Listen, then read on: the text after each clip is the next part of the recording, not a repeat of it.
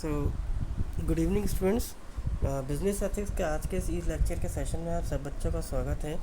आज अपन lecture number 31 जो कि अपना लास्ट लेक्चर था कि 30 नंबर का, जिसके अंदर अपन इवेल्युएशन ऑफ मैनेजमेंट थॉट्स अपन डिस्कस कर रहे थे, उसी का कंटिन्यूशन पार्ट है।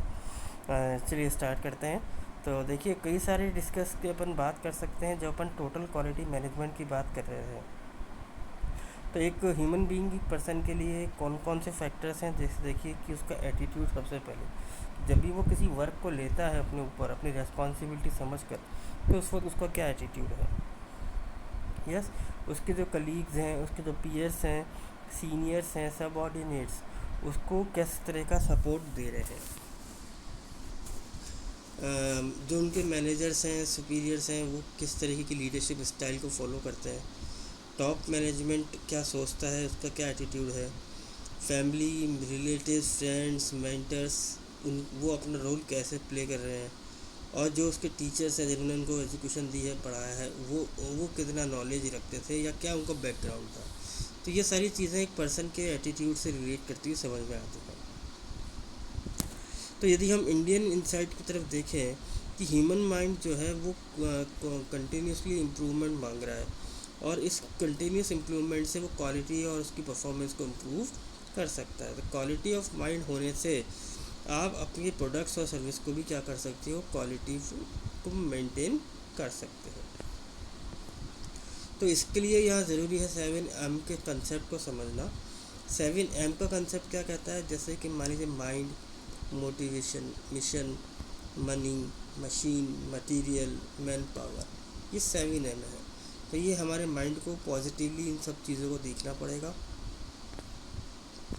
अगर हम प्रिंसिपल देखें कि जो TQM का इंडियन कॉन्टेक्स्ट के हिसाब से जो प्रिंसिपल है, वो कहता है कि हमारे यहाँ जो वर्क है वो एक वर्शिप के समान है। कि हम जब काम है, अगर आप काम कर रहे हैं तो कहीं ना कहीं ये भी एक हमारी प्रार्थना है, पूजा है, जो हम अपनी गॉड के लिए कर रहे हैं। ऐसे ही हमारे लिए वर्क सबसे पहली प्रायोरिटी आती है, और यही चीज़ हमारे को टोटल क्वालिटी की तरफ लेके जा रही है। कमिटमेंट, जो भी एक्टिविटीज़ आप कर रहे हैं वो आप फुल्ली कमिटमेंट के साथ कर रहे हैं, फुल्ली एफर्ट्स के साथ कर रहे हैं, डेडिकेशन के साथ कर रहे हैं, तो आप टोटल क्वालिटी मैनेजमेंट की तरफ देख रहे हैं। ऐसे ही कि ऑर्गेनाइजेशन और उसकी तरफ आपकी रिस्पॉन्सिबिलिटीज़, ये सेंस होना, ये भी टोटल क्वालिटी मैनेजमेंट का ही पार्ट कहा जाता है। जो भी आप एक्टिविटीज़ परफॉर्म कर रहे हैं, यदि वो प्रीवियस के साथ पास्ट में, और पास्ट के हिसाब से प्रेजेंट में उस एक्टिविटीज़ को आप इम्प्रूव कर रहे हैं, और फ्यूचर के हिसाब से और बेटर करने की कोशिश करेंगे, तो आप टोटल क्वालिटी मैनेजमेंट की तरफ सोच रहे हैं। सेल्फलेस एक्शंस, कि आप खुद का स्वार्थ नहीं देख रहे, आपके हिसाब से क्या है, organisation is prime concern, work is prime concern, तो आप सेल्फिश नहीं है। ये भी टोटल क्वालिटी मैनेजमेंट का ही पार्ट है। जो भी आप काम कर रहे हैं, वो जो आपकी ऑर्गेनाइजेशन है वो total perfection, quality improvement, single employ development, career development, इन सब ऑब्जेक्टिव्स के साथ चल रही है, तो भी क्वालिटी मैनेजमेंट आप फोकस कर रहे हैं। तो यहाँ आता है फ़र्क कि हमारा जो इंडियन मैनेजमेंट थॉट है या जो हमारे वेस्टर्न मैनेजमेंट थॉट है, उनमें क्या अंतर है। सबसे पहले देखिए, हम बात करते हैं बिलीफ पर। जो आपका जो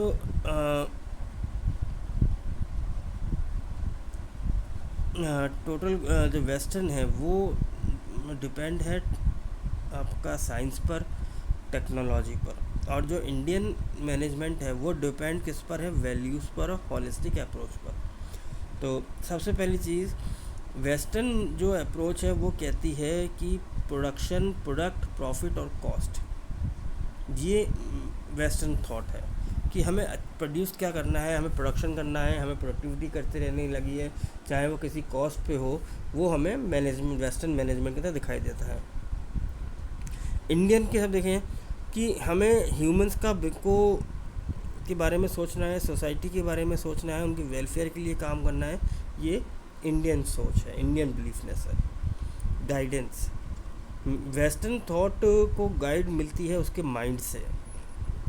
ये अपनी ईगो, अपनी डिज़ायर्स को ख़त्म करते हैं, एक तरफ रखते हैं। उनके लिए डिज़ायर्स को उनका ये क्या है कि माइंड ही सब कुछ आपको फोकस करने को कहता है, जबकि इंडियन जो सोच है वो कहती है कॉन्शियसनेस पे, आप कितने अवेयर हैं। और ये जो पावर है आपकी, ये आप अपनी सोल और इंटीरियर मैनेजमेंट के थ्रू इम्प्रूव कर सकते हैं। देन आता है एम्फेसिस।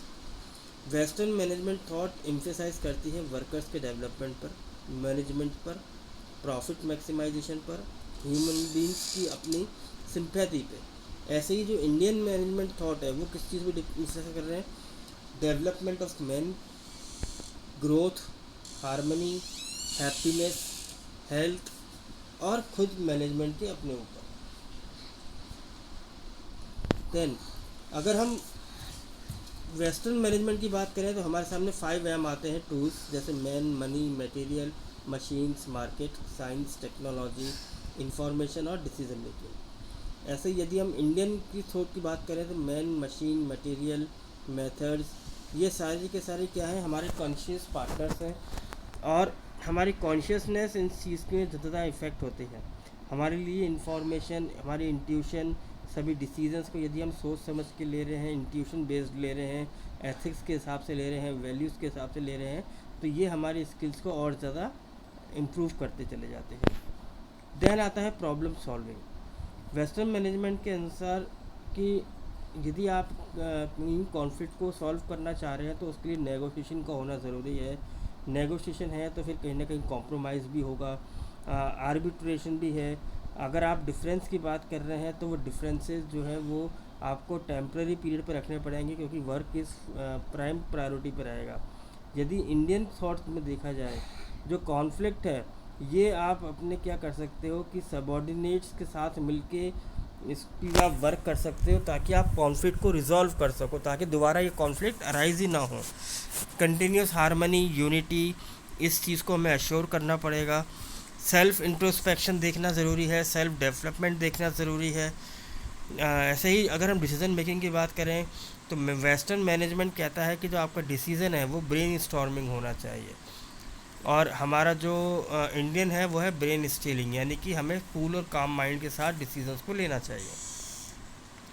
यदि हम डेवलपमेंट प्रोसेस की बात करें, physical, vital, mental, soul, spirit, इन सब चीज़ों को इग्नोर किया जा रहा है जब हम डेवलपमेंट की बात कर रहे हैं। हमारे लिए material is the prime concern. Development चाहे किसी भी कॉस्ट पे हो, मटेरियल प्रोडक्शन होना ज़रूरी है, जबकि इंडियन सोच कहती है कि आपका ओवरऑल डेवलपमेंट होना ज़रूरी है। आपको मैन अप्रोच रखना, ह्यूमन अप्रोच रखनी पड़ेगी। आपको मेडिटेशन पर ध्यान देना होगा, आपको ह्यूमन इम्प्रूवमेंट देखना पड़ेगा, तभी आप डेवलप हो पा रहे हैं। देन आता है अप्रोच। जो आपका ये वेस्टर्न अप्रोच है ये कहती है एक्सटर्नल बिहेवियर है, और इसमें क्या है कि सेल्फिश होकर ही आप चीज़ों को कर सकते हो, जबकि इंडियन अप्रोच कहती है कि आपका जो सारी एक्टिविटीज़ है वो इनर गाइडेंस के थ्रू काम होती है, इनर मैनेजमेंट है, आपकी खुद की टीम स्पिरिट है, आपकी हारमनी है, और आप सभी के भले के लिए सोच सकते हो। तो ये दोनों अप्रोच हमने पढ़ी। तो यही बच्चों आज का टॉपिक है। आई होप कि आपको समझ में आया होगा। सॉरी थोड़ा सा अभी इसके आगे का भी पार्ट अभी हम आगे कवर करेंगे, आई होप। सॉरी। तो देन आता है ब्रेन स्टीलिंग। ब्रेन स्टीलिंग क्या कह रहा है कि कई सारी वेस्टर्न कंट्रीज़ के अंदर पीपल जो है ब्रेन स्टॉर्मिंग की बात करते हैं, जबकि इंडियन के अंदर ब्रेन स्टीलिंग की बात कर रहे हैं। ब्रेन स्टॉर्मिंग का मतलब है कि अपने आप को हमें साइलेंट माइंड रख के चीज़ों को सोचना है। फिर ऐसे ही देखिए कि ब्रेन स्टीलिंग कहता है कि आपको जो भी चीज़ें हैं, जो भी डिसीजंस लेने हैं, प्रॉब्लम सॉल्यूशन है, वो रैशनल माइंड से लेने पड़ेंगे, और एक शांत माइंड या कूल माइंड ही जो है अच्छे डिसीजंस ले सकता है। ब्रेन स्टीलिंग एक पावरफुल रिलाय मेथड है जिसके थ्रू हम सॉल्यूशन ढूंढ सकते हैं प्रॉब्लम्स का, और किसी भी डिफ़िकल्ट सिचुएशन को हम इजीली टैकल कर सकते हैं ब्रेन स्टीलिंग के थ्रू। और इसके अंदर आपकी चेतना यानी आपकी अवेयरनेस ये बहुत बड़ा रोल प्ले करेगी। और ब्रेन स्टीलिंग क्या है, एक मेथड है जिसके थ्रू मैनेजर्स और जो एम्प्लॉयज़ हैं वो जब वो आपस में इंटरेक्ट करते हैं तो उनका इनर माइंड और हायर कॉन्शियसनेस ये चीज़ दोनों काम करते हैं। ब्रेन स्टीयरिंग मैनेजर्स को कहती है कि आप किस तरह से गाइड कर सकते हो, किस तरीके से आप अपने काम को करा सकते हो, कैसे आप अपने अंदर इंट्यूटिव माइंड को डेवलप कर सकते हो। और ऐसी ब्रेन स्टीलिंग जो है वो इस बात को कह रही है कि जो हमारे इंडियन जो ऑर्गेनाइजेशंस हैं उनके अंदर इंडियन एथॉस बहुत ज़्यादा हैं। हमें सारी चीज़ें वैल्यूज़ के हिसाब से ध्यान रखनी चाहिए। मैनेजर्स भी वैल्यूज़ के हिसाब से ही गाइड किए जा रहे हैं।